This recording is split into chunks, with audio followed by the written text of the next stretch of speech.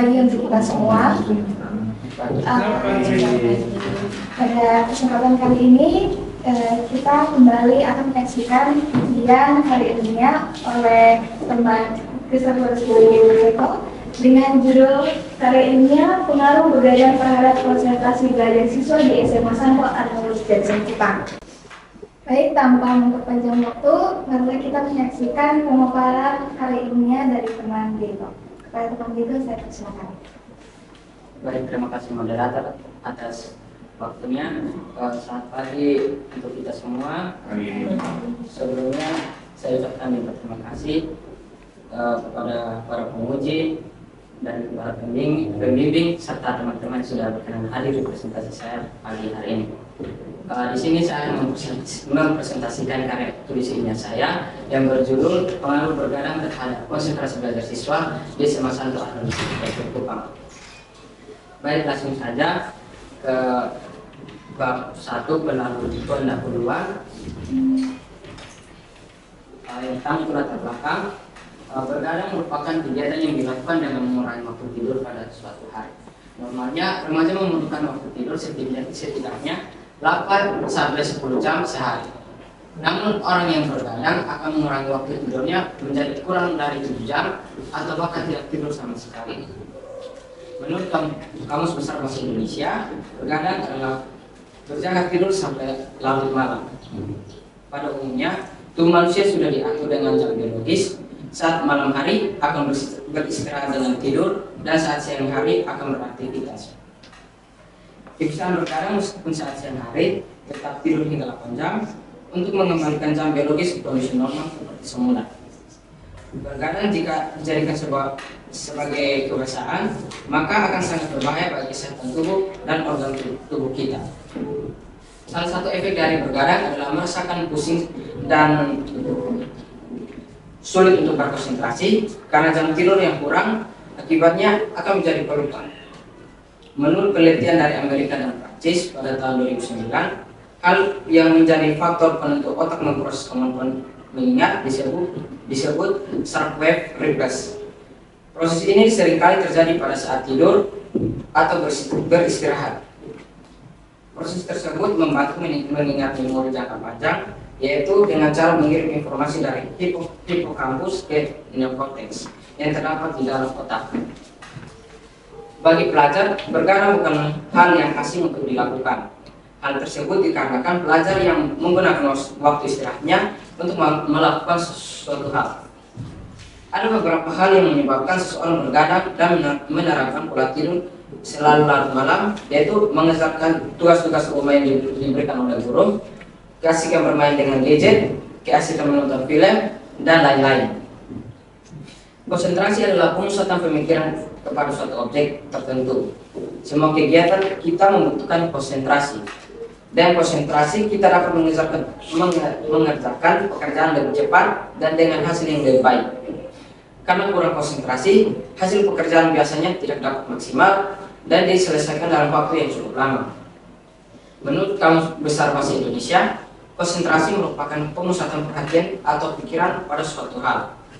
Hal tersebut senada dengan pengertian konsentrasi yang dikemukakan oleh Rahmat yang menyatakan konsentrasi belajar siswa merupakan suatu perilaku dan fokus perhatian siswa untuk dapat memperhatikan dengan baik dalam setiap pelaksanaan pembelajaran serta dapat memahami setiap materi pembelajaran yang telah diberikan.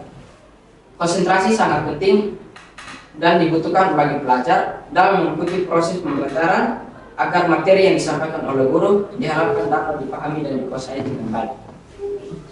Begitu pentingnya konsentrasi bagi pelajar, sehingga konsentrasi merupakan prasyarat bagi pelajar agar dapat berhasil mencapai tujuan pembelajaran.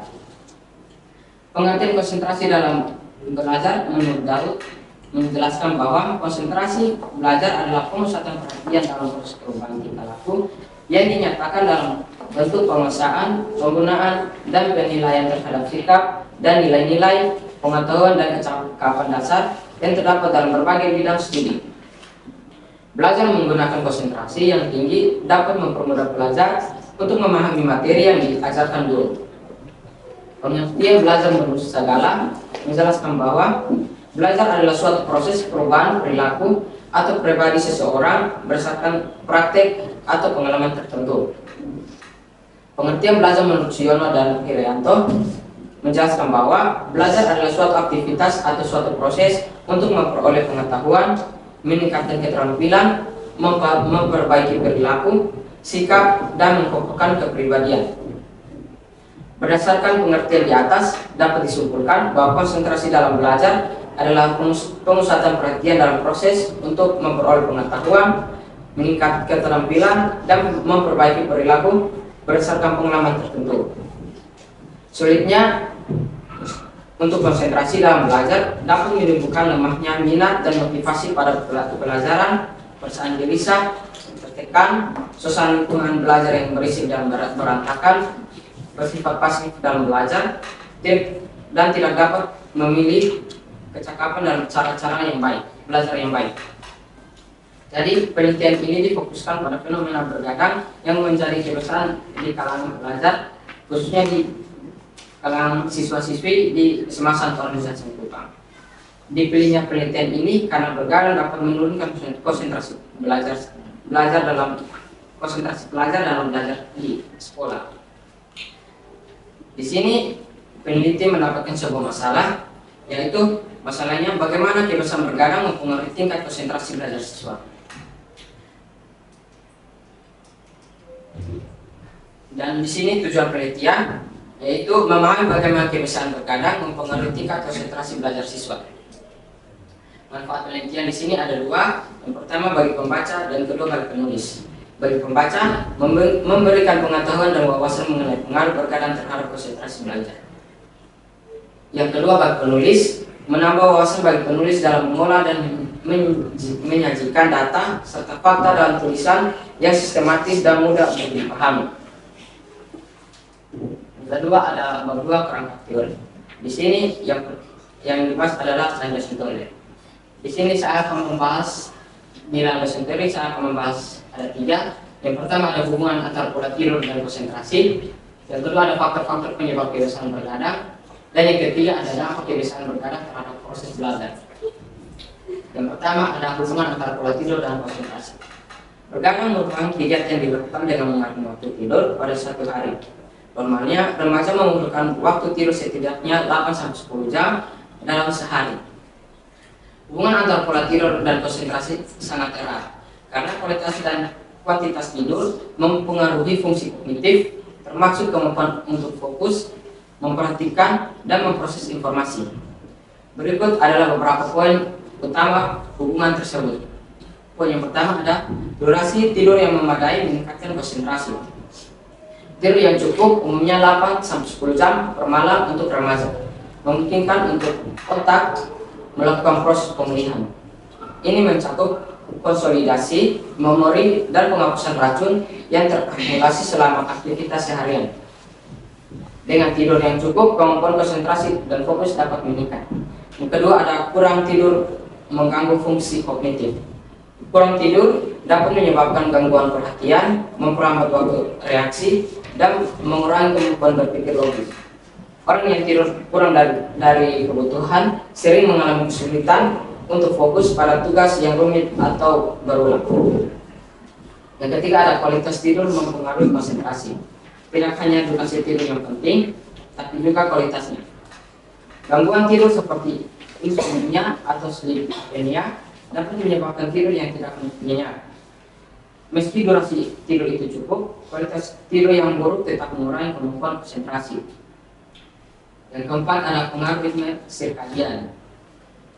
Pola tidur yang tidak teratur, seperti sering tidur larut malam atau bekerja dalam shift, dapat mengganggu ritme sirkadian tubuh. Ritme ini berperan dalam menjaga keseimbangan hormon dan fungsi otak, termasuk kemampuan untuk fokus. Yang kelima ada peran tidur REM dan non-REM. Selama tidur REM, otak aktif mengolah informasi dan menyusun memori yang penting untuk pembelajaran dan konsentrasi. Tahap tidur non-REM, terutama tahap tidur dalam deep sleep, berfungsi memperbaiki jaringan tubuh dan mengurangi stres yang juga mendukung kemampuan untuk fokus. Yang keenam ada kaitan dengan kesehatan mental. Kurang tidur sering dikaitkan dengan masalah kesehatan mental seperti stres, kecemasan, dan depresi yang semuanya dapat mengurangi kemampuan konsentrasi. Yang ketujuh ada efek jangka panjang. Pola tidur yang buruk secara kronis dapat meningkatkan risiko gangguan kognitif seperti penurunan daya ingat, kebingungan, dan kesulitan fokus di usia. Yang kedua ada faktor-faktor penyebab kebiasaan bergadang. Kebiasaan bergadang dapat disebabkan oleh berbagai faktor yang melibatkan aspek biologis, psikologis, lingkungan, dan gaya hidup. Berikut adalah beberapa faktor utama yang sering menjadi penyebab kebiasaan bergadang. Faktor yang pertama itu faktor biologis. Di faktor biologis itu ada dua. Yang pertama itu ada ritme sirkadian yang terganggu. Beberapa orang memiliki ritme sirkadian yang alami, lebih cenderung ke night owl atau aktivitas malam, sehingga mereka merasa lebih aktif di malam hari dan sulit tidur lebih awal. Yang kedua ada gangguan tidur. Insomnia tetap atau sleep apnea dapat menyebabkan kesulitan tidur pada waktu yang normal, mendorong seseorang untuk tetap terjaga hingga malam. Yang kedua ada faktor psikologis. Faktor psikologi juga ada dua faktor. Yang pertama ada stres dan kecemasan. Pikiran yang sibuk atau tekanan emosional sering membuat seseorang sulit tidur dan memilih untuk tetap terjaga. Yang kedua ada overthinking. Kebiasaan merenung atau memikirkan banyak hal sebelum tidur dapat menyebabkan kesulitan tidur dan akhirnya bergadang. Yang ketiga ada gaya hidup dan kebiasaan. Di gaya hidup dan kebiasaan ada tiga faktor. Yang pertama, penggunaan gadget yang berlebihan. Paparan cahaya biru dari layar ponsel, komputer, atau televisi sebelum tidur dapat menekan produksi melatonin atau hormon tidur sehingga tubuh tidak merasa mengantuk. Yang kedua ada konsumsi kafein atau stimulan. Minuman berkafein seperti kopi, teh, atau minuman energi dapat membuat seseorang tetap terjaga hingga larut malam. Yang ketiga ada kebiasaan kerja atau belajar larut malam. Beban kerja atau belajar yang menumpuk sering mendorong orang untuk bergadang dan menyelesaikan tugas. Yang keempat ada pengaruh lingkungan. Di pengaruh lingkungan ada dua faktor. Yang pertama ada kondisi lingkungan yang tidak mendukung tidur. Suara bising, pencahayaan yang terang, atau suhu yang tidak nyaman dapat menyebabkan sulit tidur sehingga seseorang tetap terjaga hingga larut malam. Yang kedua ada tekanan sosial. Aktivitas sosial seperti menongkrong dengan teman, bermain game online, atau menonton film seringkali dilakukan di malam hari dan menjadi kebiasaan. Yang kelima ada motivasi personal dan kebiasaan buruk. Di motivasi personal kebiasaan buruk ada dua faktor. Faktor yang pertama ada prokrastinasi waktu tidur. Seseorang sengaja bergadang untuk menikmati waktu pribadi, terutama jika merasa waktu siang hari terlalu sibuk dengan aktivitas atau pekerjaan. Yang kedua ada hobi atau kesenangan malam hari. Aktivitas seperti bermain game, menonton serial TV, atau membaca buku sering mendorong seseorang untuk bergadang. Enam ada faktor kesehatan. Di faktor kesehatan juga ada dua faktor. Faktor yang pertama ada gangguan psikologis. Depresi, bipolar, atau gangguan kecemasan sering menyebabkan pola tidur tidak teratur, termasuk kebiasaan bergadang. Yang kedua ada efek obat-obatan. Obat-obatan tertentu seperti antidepresan atau stimulan dapat menyebabkan insomnia atau membuat seseorang terjaga di malam hari. Yang ketiga adalah kebiasaan bergadang terhadap proses belajar. Kebiasaan bergadang dapat berdampak negatif pada proses belajar karena tidur memainkan peran penting dalam fungsi kognitif, konsolidasi memori, dan kemampuan untuk fokus. Berikut adalah beberapa faktor utama kebiasaan bergadang terhadap proses belajar. Yang pertama ada penurunan konsentrasi dan fokus. Di penurunan konsentrasi dan fokus itu ada dua faktor. Yang pertama, kurang tidur mengganggu kemampuan untuk memperhatikan materi belajar. Selamat siang untuk kita semuanya. Sehingga siswa kesulitan kesibukannya sebentar. ingin menginformasikan untuk teman-teman yang tergabung dalam organisasi OSIS untuk segera berkumpul di aula tengah. Sekali lagi saya menginfokan untuk teman-teman yang tergabung dalam organisasi OSIS segera berkumpul ke ruang tengah, serta teman-teman yang tergabung dalam organisasi lingkungan hidup untuk segera berkumpul di bawah. Film memerlukan untuk menyimpan informasi dan memori jangka pendek ke memori jangka panjang. Berkadang mengaruhi terhadap tidur REM yang penting untuk memproses ini. Yang kedua, ada kesulitan mengingat materi yang telah dipelajari sebelumnya atau menerapkan konsep situasi baru. Yang ketiga, ada penurunan performa akademik. Penurunan performa akademik ada dua. Yang pertama, ada kebiasaan berkadang dapat menurunkan performa dalam ujian, presentasi atau diskusi kelas karena tubuh dan otak tidak berada pada kondisi optimal. Yang kedua, ada rasa lelah dan kantuk menyebabkan kurangnya motivasi untuk belajar. Yang keempat, ada peningkatan risiko kesalahan dan kelupaan. Di peningkatan risiko kesalahan dan kelupaan ada dua faktor. Faktor yang pertama ada berkadang membuat otak lebih lambat dalam memproses informasi sehingga meningkatkan risiko membuat kesalahan saat mengerjakan tugas atau ujian. Yang kedua, ada susah lebih sering melupakan tugas atau langkah penting dalam proses belajar. Yang kelima, ada penurunan kreativitas dan kemampuan pemecahan masalah. Yang pertama ada kurang tidur mengaruhi kemampuan berpikir kritis, kreatif, dan fleksibel yang sangat penting dalam memahami konsep sulit atau menemukan solusi inovatif. Yang keenam, ada dampak fisik yang menghambat belajar. Dampak fisik yang menghambat belajar ada dua faktor. Yang pertama, kelelahan fisik membuat seseorang merasa lesu, tidak bersemangat, atau bahkan tertidur di kelas. Yang kedua, ada bergadang dapat memicu sakit kepala, gangguan pencernaan, atau penurunan daya tahan tubuh yang semuanya dapat menghambat proses belajar. Yang ketujuh ada gangguan emosi dan motivasi. Gangguan motivasi dan emosi itu ada dua. Yang pertama, kurang tidur meningkatkan emosi negatif seperti masa mudah marah, stres, atau frustasi yang membuat pelajar menjadi pengalaman yang kurang menyenangkan. Yang kedua, ada menurunnya motivasi untuk belajar akibat perasaan lelah terus-menerus. Yang terakhir, ada dampak jangka panjang pada kesehatan otak.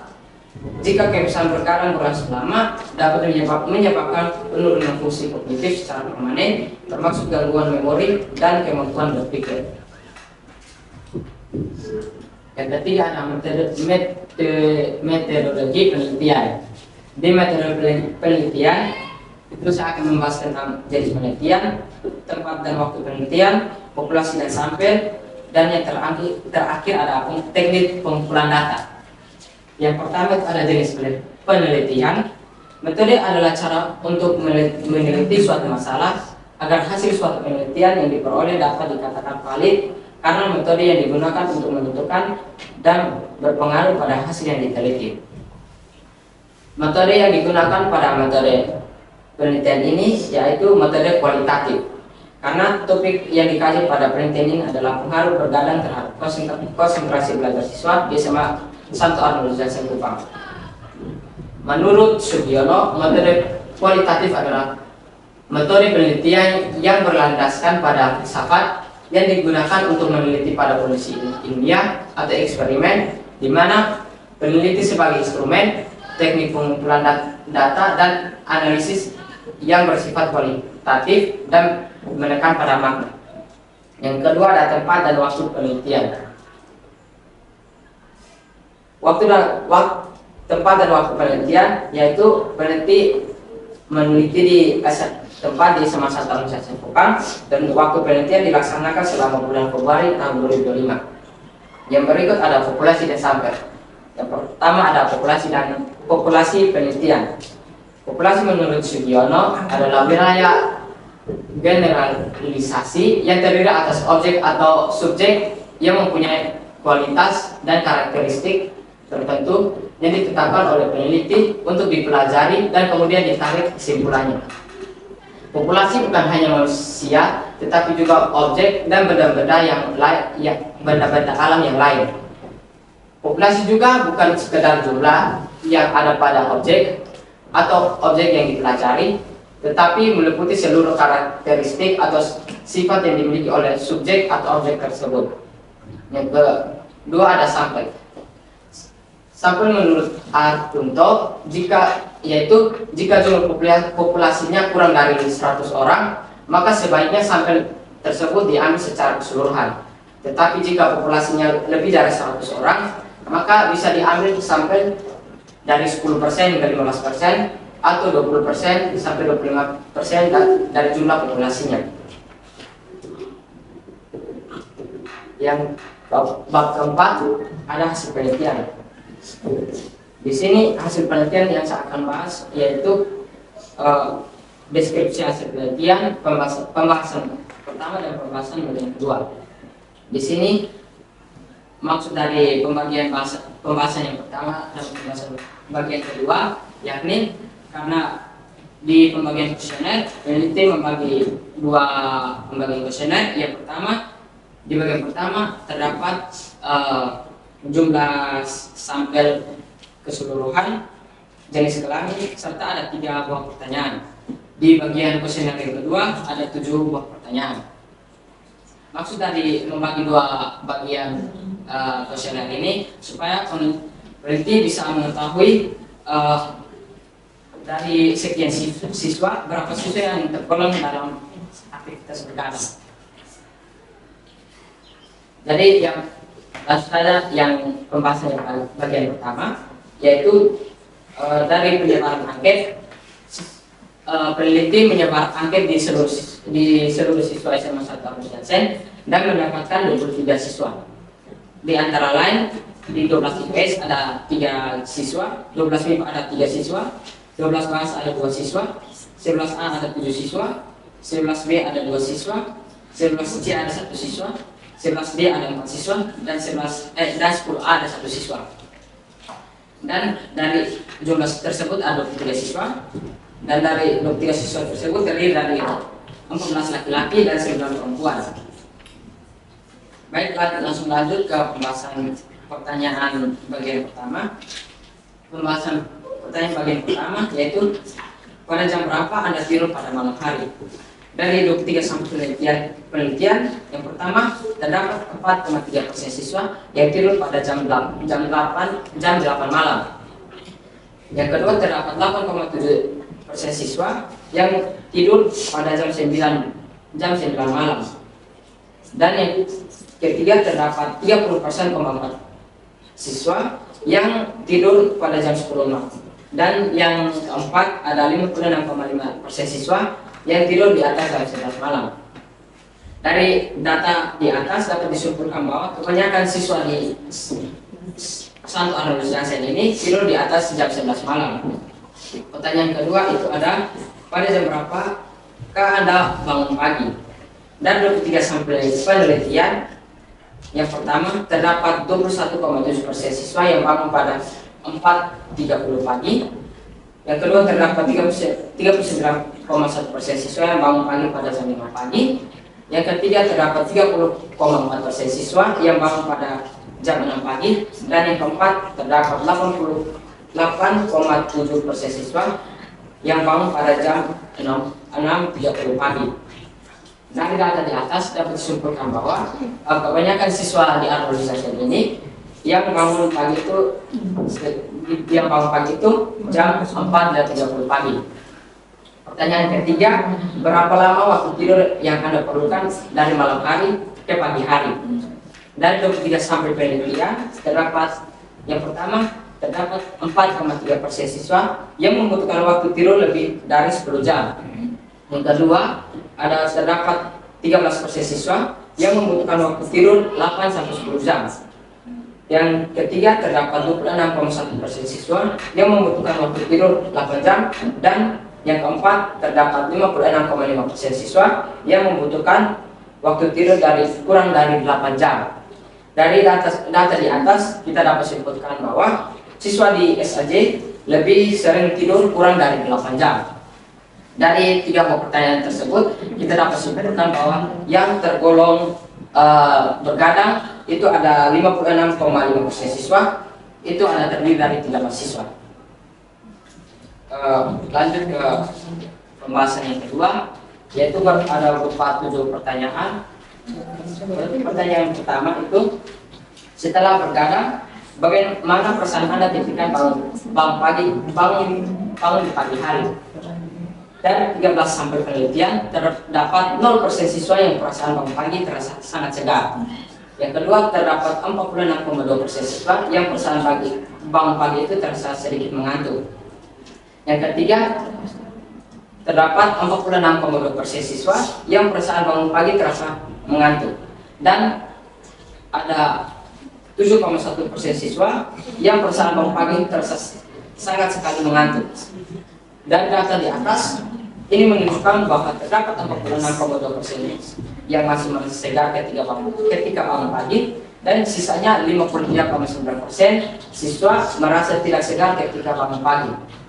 Maka dapat disimpulkan bahwa siswa di satu adolescent yang bangun pagi setelah bergadang merasa mengantuk di pagi hari.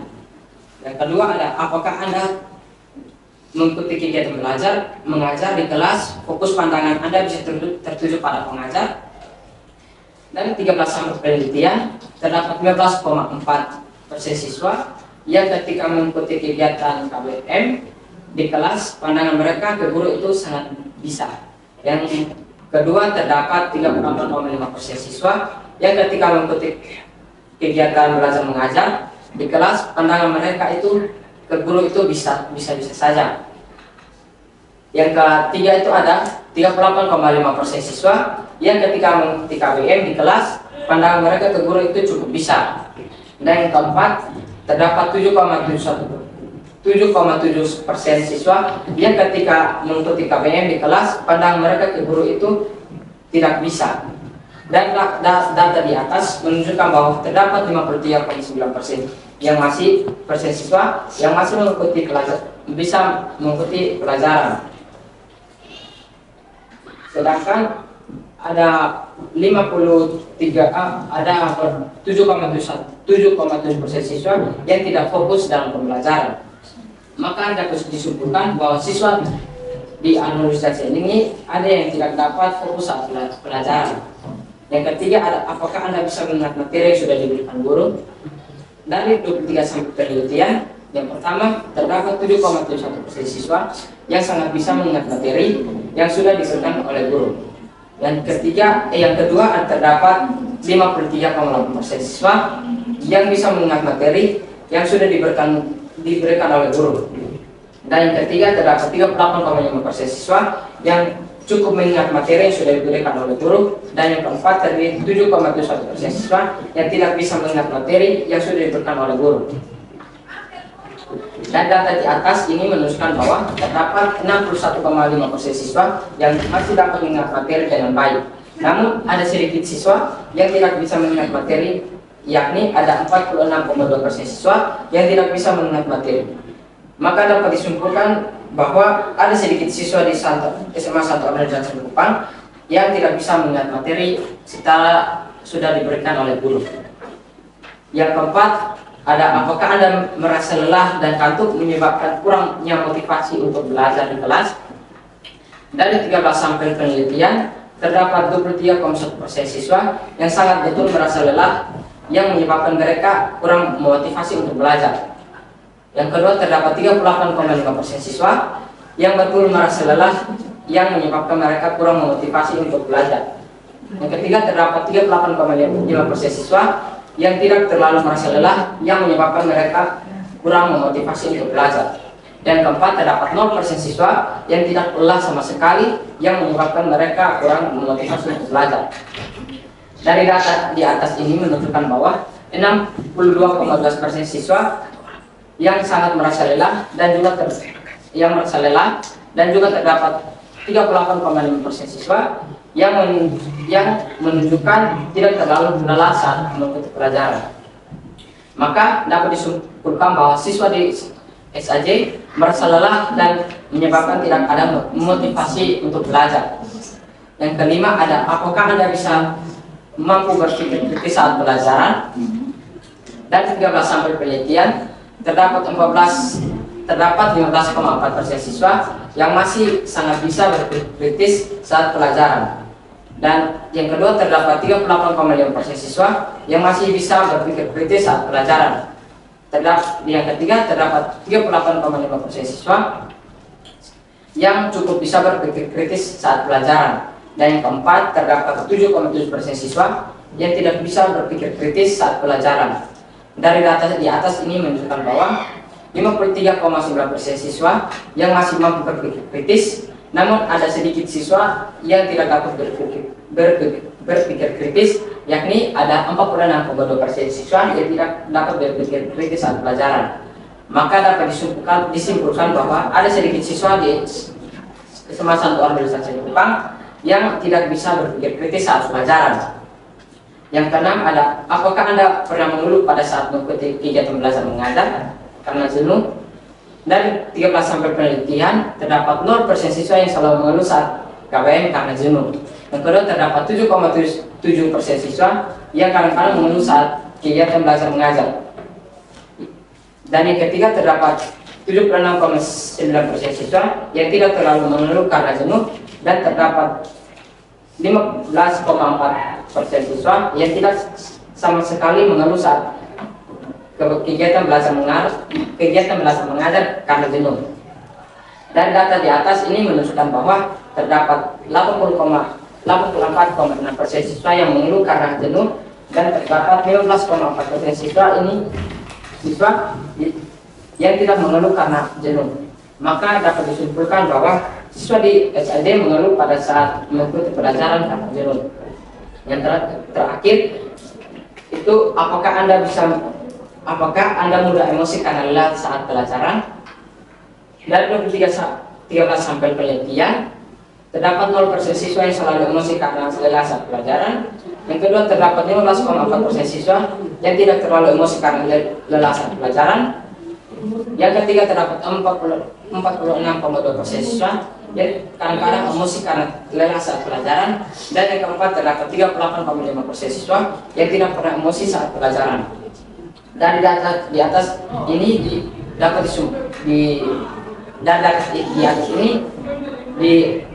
menunjukkan bahwa 61,6% siswa yang emosi karena lelah saat pelajaran, dan terdapat 38,5% siswa yang tidak emosi sama sekali saat pelajaran.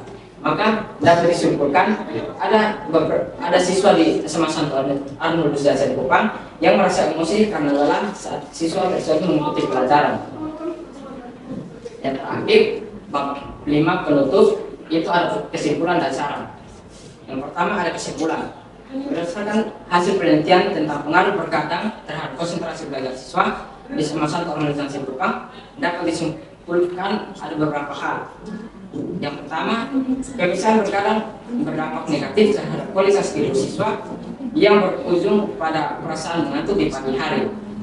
Sebagian besar siswa, yaitu ada 53,9% siswa yang sering berkadang melaporkan merasa mengantuk, lelah, dan kurang segar ketika bangun pagi, yang mengurangi kesiapan mereka untuk mengikuti kegiatan belajar mengajar di sekolah. Yang kedua, berkadang memengaruhi kemampuan siswa dalam berkonsentrasi selama proses belajar. Ada 7,7% siswa yang mengalami kesulitan memutuskan perhatian pada guru dan materi pelajaran. Hal ini berdampak pada menurunnya kemampuan memahami dan mengingat materi yang telah disampaikan oleh guru. Yang ketiga, ada motivasi belajar siswa yang juga cenderung menurun akibat kelelahan dan kurang tidur. Ada 6,2% siswa merasa lelah yang berkepanjangan, yang menyebabkan mereka merasa kurang termotivasi untuk aktif dalam kegiatan pembelajaran. Yang keempat, ada kebiasaan berkadang mempengaruhi kemampuan berpikir kritis siswa. Ada 46,2% siswa yang kurang tidur dan cenderung mengalami keterlambatan dalam memproses informasi dan menyelesaikan tugas-tugas yang memerlukan pemikiran mendalam. Dan yang kelima, ada 84,6% siswa menunjukkan bahwa mereka merasa lelah pada saat mengikuti kegiatan belajar mengajar karena mereka merasa jenuh. Yang kedua, ada saran. berdasarkan penelitian tersebut, peneliti menyimpulkan ada 3 saran, yaitu pertama bagi siswa, kedua bagi guru, dan yang ketiga bagi orang tua, dan yang keempat ada bagi peneliti selanjutnya. Yang pertama itu adalah bagi siswa. Bagi siswa, mengatur waktu tidur dengan baik dan menghindari kebiasaan begadang, terutama pada hari-hari sekolah.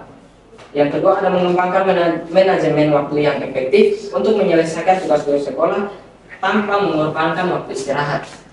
Yang kedua ada bagi guru. Bagi guru ada 2 saran. Yang pertama, memberikan pemahaman kepada siswa tentang pentingnya pola tidur yang sehat dan dampaknya terhadap konsentrasi dan prestasi belajar. Yang kedua, menggunakan metode pembelajaran interaktif dan bervariasi agar siswa tetap terlibat aktif meskipun dalam kondisi lelah. Yang ketiga ada bagi orang tua. Bagi orang tua, yaitu yang pertama, mengawasi dan membimbing pola tidur anak di rumah, terutama dalam mengatur waktu penggunaan gadget dan aktivitas lain di malam hari. Yang kedua, ada memberikan dukungan dan dorongan agar anak mengembangkan kebiasaan belajar yang teratur tanpa harus begadang. Yang keempat, ada bagi peneliti selanjutnya. Yang pertama, melakukan penelitian lebih lanjut dengan sampel yang lebih luas untuk mendapatkan hasil yang lebih representatif. Dan yang kedua, ada mengembangkan penelitian dengan menambahkan variabel lain seperti pengaruh gizi dan aktivitas fisik terhadap konsentrasi belajar siswa. Sekian paparan karya tulis ilmiah saya. Saya menerima saran, kritik, serta pertanyaan dari penguji 1, penguji 2, serta penguji 1. Oke, baik. Terima kasih teman-teman yang telah memaparkan karyanya dengan sangat baik. Mari kita berikan aplaus kepada teman-teman. Baik, kita masuk kepada sesi selanjutnya, yaitu kepada para penguji, baik penguji 1 dan 2, serta pembimbing untuk memberikan pertanyaan, saran, dan juga usul. Maka saya berikan kesempatan pertama untuk penguji 1, Ibu Irma. Saya persilakan. Baik, terima kasih terus. Selamat siang, Diego. Bagaimana Diego punya perasaan saat ini? Lumayan lega setelah mempresentasikan habis, lumayan lega. Baik, jadi yang pertama Ibu mau berikan beberapa masukan ya. Yang pertama dari judul ini, pengaruh bergadang terhadap konsentrasi belajar siswa di SMA 1 August Johnson. Bergadang atau begadang? Kalau dalam bahasa Indonesia Ibu, yang betul adalah bergadang. Bergadang.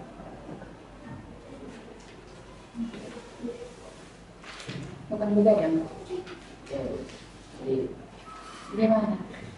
yang dalam bahasa Indonesia yang formal yaitu bergadang.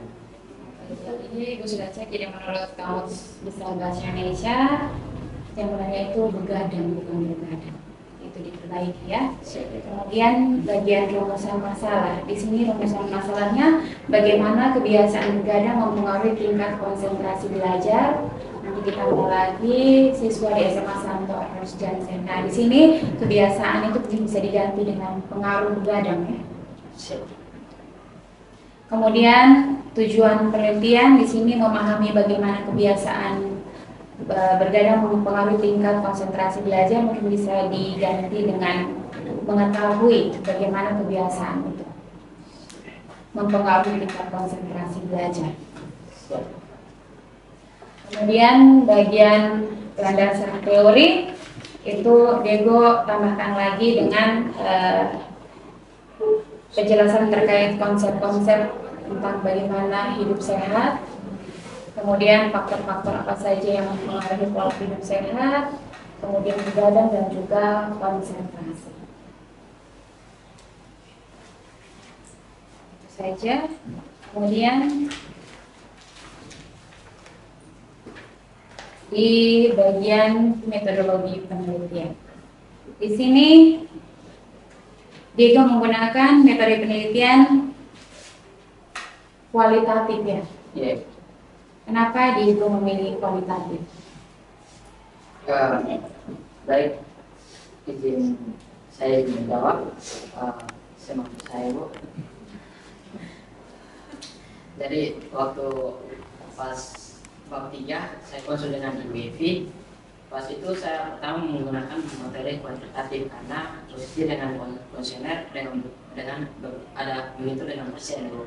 Tapi saran dari IBV lebih baik menggunakan kualitatif, makanya saya mengubah menjadi kualitatif. Jadi berdasarkan hasil yang diberikan ini dia lebih cenderung ke kuantitatif ya. Iya, Ibu. Kemudian pertanyaan berikut di sini populasi dan sampel. Populasi pada penelitian ini itu berapa orang yang dipakai? Jumlahnya berapa? Ada 23. 23 orang yang digunakan. Itu 23 orang itu ditentukan dengan caranya bagaimana? Saya membagi kuesioner itu secara academik, secara anggap saja kayak semua saya membaginya di seluruh di siswa semua kita. Ya, maksudnya bagaimana dia itu bisa menentukan 23 orang itu sebagai sampel untuk bisa mengetahui pengaruh begadang terhadap konsentrasi belajar.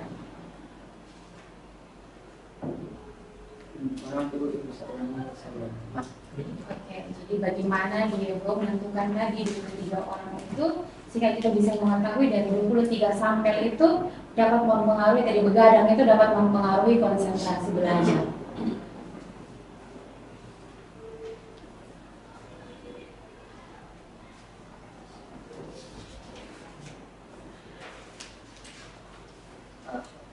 Saya izin menjawab saya, Bu. Cara saya masing-masing cara saya mengetahui dari 3 sampel ini berapa orang begadang begitu, atau Ya, bagaimana cara Diego tuh bisa menentukan dari tadi sini ada 100 orang, kita punya jumlah siswa sini lebih dari 100 orang ya. Kenapa Diego hanya menentukan 23 orang? Karena seperti yang saya sudah jelaskan di sampel penelitian Ibu, itu menurut Arkinto Ibu, jika jumlah populasi kurang dari 100 orang maka bisa kita menggunakan semua sampel Ibu. Tapi kalau jumlah seluruh siswa lebih dari 100 orang maka bisa diambil dari 10% hingga 15% dan 20% atau 20% hingga 10% Ibu. Saya ambil 23 orang. Kemudian dia tuh dari hasil yang ada di sini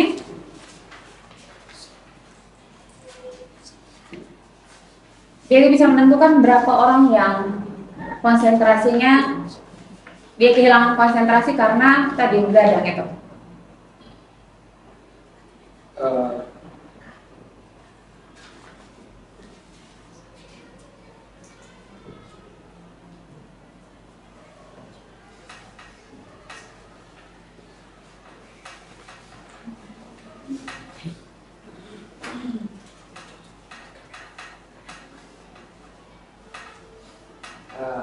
Izin menjawab dulu.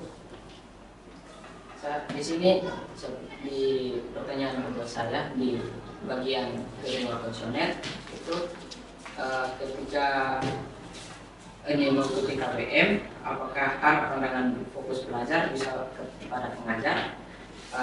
Di sini ada satu siswa yang tidak bisa sama sekali untuk fokus kepada pengajar setelah dia berganti semangat. Jadi ada satu siswa saja yang tidak sama sekali tidak bisa fokus bagaimana setelah dia berganti semangat. apakah itu bisa dikatakan dia berpengaruh sekali terhadap konsentrasi belajar? Menjawab saya Bu.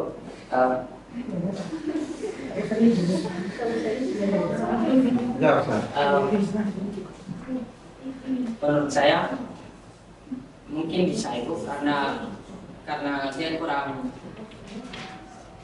kurang fokus dalam pembelajaran, itu bisa menurunkan performa akademik ini siswa tersebut. Oke, terus bagaimana dengan orang yang dia punya istirahat cukup tetapi dia punya konsentrasi belajarnya tidak bagus?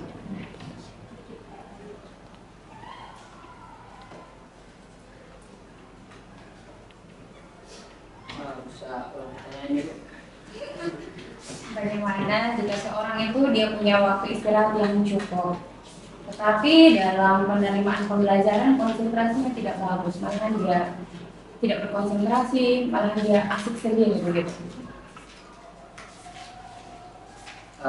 Mungkin siswa tersebut itu dia mungkin ada masalah hidup sendiri,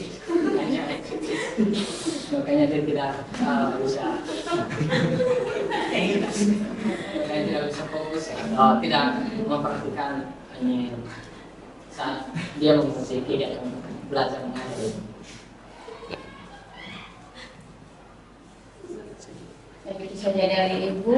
Terima kasih.